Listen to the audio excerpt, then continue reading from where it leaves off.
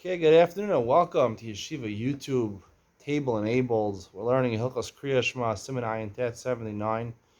Today we'll be discussing Mishnah's Damino Soa B'Shas Kriya Shema. We've talked about this before, but saying Kriya Shema within the proximity of poop, excrement. We'll talk about different types of poop. I'm sure this is the sim everyone's been waiting for to figure out. When you're walking down the street and you see some dog poop in Manhattan, you know, you say Kriya Shema or not. We'll talk about that today. Aleph, Haisa Soas Adam Machorov. So Adam. I don't know if people use diapers. Maybe it's a baby's diaper. Maybe it's an adult's diaper. It's behind you. It's in your house. It's not good enough. Just distance yourself 4 amos, which is approximately 6 feet, 2 meters. People are familiar with COVID restrictions. 6 feet, 2 meters. It's a standard by the Torah also. You have to separate 6 feet, not just from where the actual poop is, but from where the smell stops. Wherever the smell stops, and you measure another 4 amos, and then you could say Kriya Shema. Let's say he has COVID, he can't smell. It goes not after you, it goes after someone who could smell. Now, if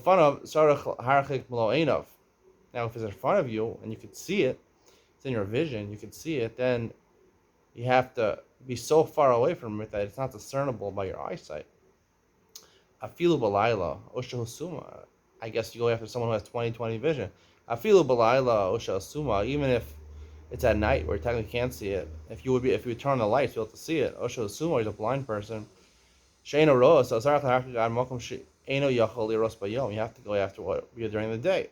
Imhu mitzido dino kam lachora. If it's by the side, you're not looking at it. Obviously, it's the same thing as if it's in back of you. You have to just distance yourself 4 amos, 6 feet from where the reyach stops, where the smell stops. The smell stops. Haga shliach sibur mispalel. The Ramah said the shliach sibur was davening. So beis haknesses. Someone brought in a baby, dirty diaper. Oh, bayish mispalel shafilu ola achrab michol abayis. Even if the shliach sibur, the baby's in back of the shliach sibur. Sarach lishtach yashet yana me'achar shemosi rav milechvasam ef shar shliach and minakal besoch arba amos shal soa. Even if it's distance from you, the shliach sibur, but there's a lot of people davening there, so you have to be sure that it's not within daled amos of anybody. So you have to stop davening because you're being motzi them. They're chovav. I only come on sof siman sadi. What the Gemara says here, what the halacha here is about daled amos shkal hareach. That's in the Gemara. Now, the way you measure this is the Rishonim's explanation over here.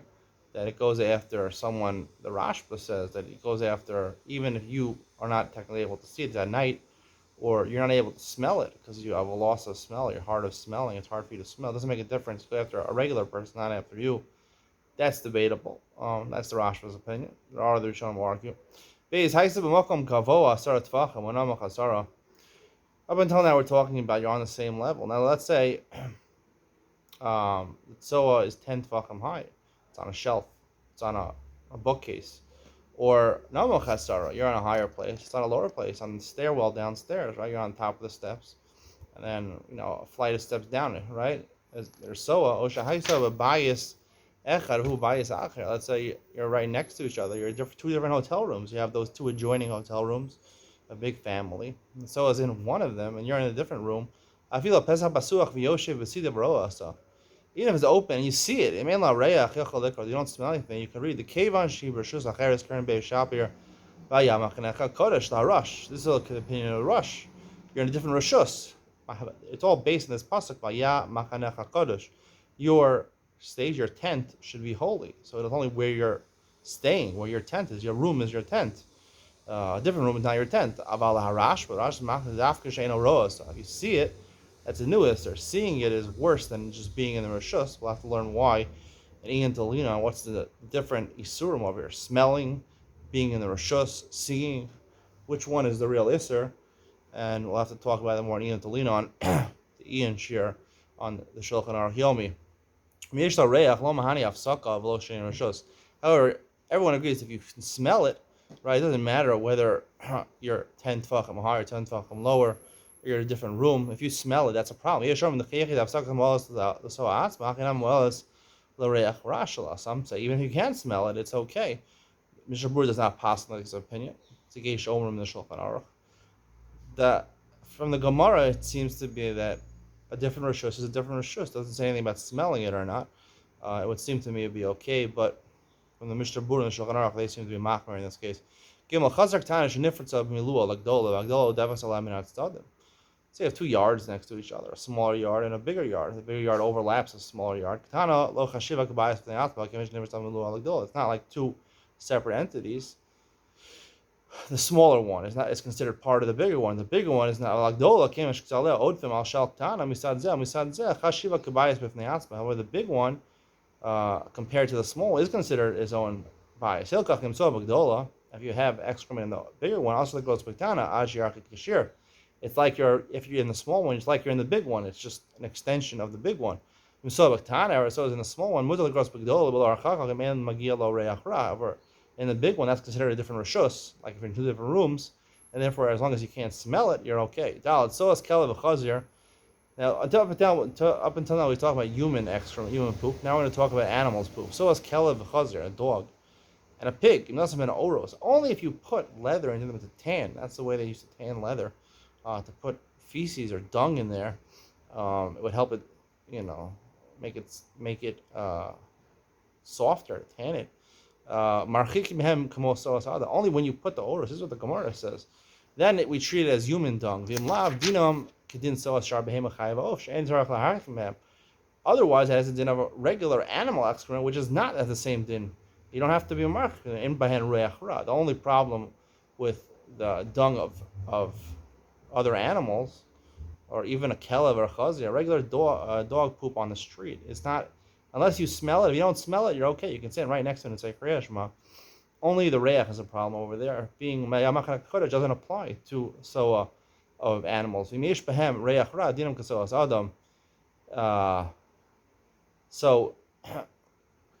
the way they explain this, the Torah explains this, is that it depends if this animal dung has a smell or not. If it has a smell, then we judge it like human dung. If it doesn't have a smell, so then it's not like human dung. It seems from the Gemara that that they're not considered dung at all. That's what the Gemara seems to say. If it has a bad reach, the way I would say it is, if it has a bad reach, it has a bad smell, then you have to be marked up until where it has a bad reach. And you have to mark another Dalet Amos, another 6 feet. So this is the way the Torah and the Yerushalmi learns our Gemara. But our Gemara seems to say only, it's just not even called dung, but it seems the Mishnah Berurah is machmir, that if it does have a smell, what's considered a smell? So the Mishnah Berurah says, people, it's uncomfortable for them, it's painful for them to smell it, so that's considered, it's considered like bad. So the Chayei Adam writes, Gavar shetivo reach rakon itron kadom and mutter. So Nikra Sol Mashas Nishrach Machmas Ipush and Kasav Sev Mincha Shmuel. So wait a second. Once we're extending it to anything that smells bad, so right, if animal dung would smell bad, it's bad. So what about like, bleach or things like that, or kerosene, kerosene lamps used to smell bad. He says that's different, the Chayei Adam says, because there it's not rotting. Here it's rotting. Human dung is rotting. So according to that, if you're fermenting something, let's say you're fermenting milk, cheese, you want to make cheese, it would be a problem also. To me, it seems that the only Gzeira was on Soas Adam, not just a bad smelling thing, because then what? You're going to say vomit also? You can't be around. Hey, Soas Chamor Haraka. This is a Yerushalmi. This is not in the Bavli. A donkey, Haraka. What does it mean, Haraka? I don't know. It's a donkey a soft donkey. Shalmi adds, besides the dung of a dog and a pig that have leather inside of them, also a cat, and Nemaya. I'm talking about what Nemaya is, and Nevela Masrachas, right? Animal that was killed and is left there, a dead bird in the street or something, a dead squirrel. And Chamor Haraka, which is a donkey, which I guess goes to the bathroom a lot. So those have like the din of human excrement. If he's going on the street, even though he sees dog poop, you don't have to assume it's from this type of donkey that makes bad smell. Some people say close to the city you have to be careful. Because at the time of Mashiach, everyone has chamorim in their backyard just in case they're Mashiach. There's a song by Dr. Drazik, maybe a number of years ago, the Chumrah song or something like that. I think he has the lyrics in there or something like that. He always rides around in a donkey in case he's Mashiach. So, Agamak on the Shchichi Chamorah in a place where are frequent a lot of Chamorim. Nowadays they have cars. They don't have, and we have electric cars. We have Teslas. We don't have the terrible smell of the gasoline when you got to pump in that gasoline. Oh, that smells amazing. What are you talking about? That's according to what I'm saying, Ian, to lean on. When you're pumping gasoline into a car, that's a great smell. You're on drugs over there. It would be usher even to learn Torah. I'm going to explain why I need to lean on. Vav Yerushalmi also likros keneged mei raglei chamor. Not only the excrement, but also the urine of a chamor. Abam and aderach keneged tzolas tarnagolam aduma, and the feces of tarnagola aduma, a hen that's red. These obviously make things which are really disgusting. Zion tzolas tarnagolam. It's Yerushalmi. I don't know if we have to pass on that.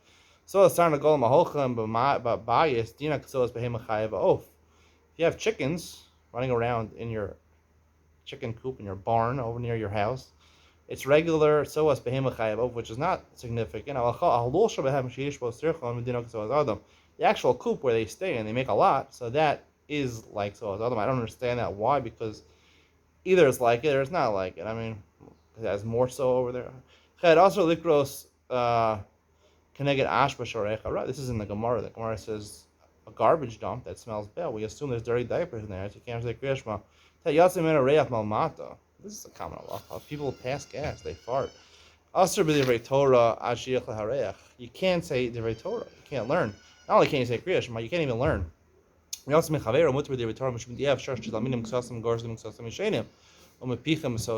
Gemara says it's very common for people to be learning in the proximity of people who are sleeping. And people are sleeping, a lot of times they pass gas, so they didn't answer to learn next to other people. However, comes to Kriya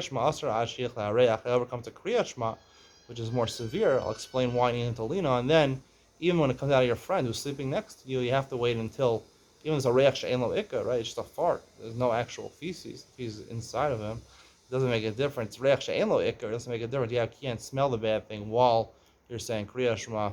When it comes to Divrei Torah, even learning, then even your own fart, you have to be machmir. I'll explain the difference. Ian to lean on, coming up next.